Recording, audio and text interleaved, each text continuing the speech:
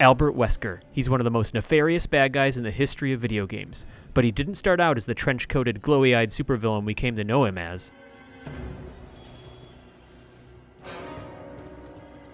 Wesker first appeared in the original 1996 Resident Evil as the slick, unflappable captain of Raccoon City's STARS team. Yes, as one of the good guys, seemingly. Wesker joined his fellow Alpha Team members into the Arklay Woods on a hunt for the missing Bravo team. He came outfitted with a conservative STARS uniform, a radio to communicate with his squad, and a stylish pair of shades. That same style survived the graphical leap of the 2002 Resident Evil remake as well. Wesker immediately comes off as the cool guy of STARS, and he doesn't just look the part either.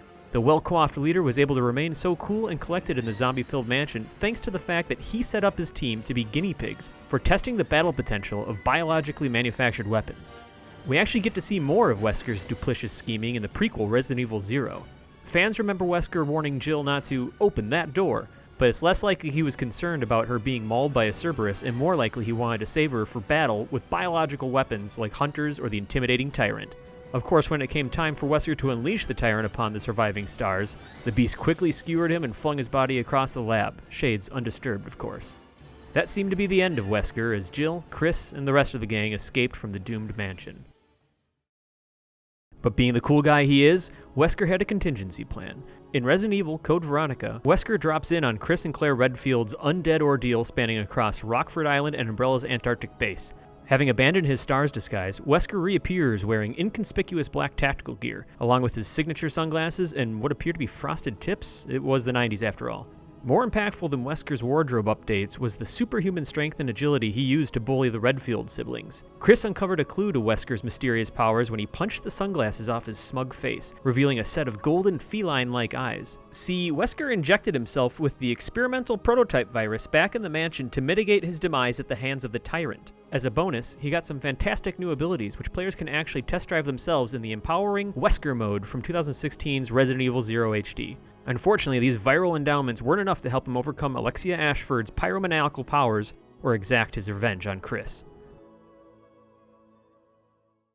Save for a few brief appearances as the Puppet Master pulling Ada Wong's strings in Resident Evil 4, Wesker didn't make a major return until Resident Evil 5. Wesker and Chris clash as mortal enemies once again in the mysterious African ruins beneath Kajuju. Wesker's plan this time was to unleash the Ouroboros virus across the world and rebuild humanity under his divine guidance. By this time, Wesker had perfected his evildoer outfit with a black trench coat that billowed dramatically with each kung fu maneuver. However, his henchwoman, an evil brainwashed Jill Valentine, made a bolder statement about his malevolent intent than his fashion did. Chris and the gang managed to disrupt Wesker's plans for global annihilation by injecting him with an overdose of his own power-stabilizing serum.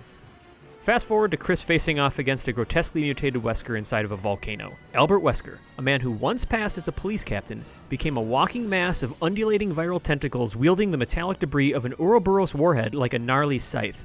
As a final attempt to kill Chris, his mortal enemy for over a decade, Wesker infected himself with the powerful yet unstable Ouroboros virus. Nevertheless, the iconic Resident Evil villain met his demise when Chris and Sheva blasted him with dual rocket launchers, as he burned alive in lava. Good luck coming back from that one, Wesker. Thanks for watching, everyone. For more on the Resident Evil series, be sure to subscribe to this channel, follow us on Twitter at @RE_games, and like the Resident Evil Facebook page.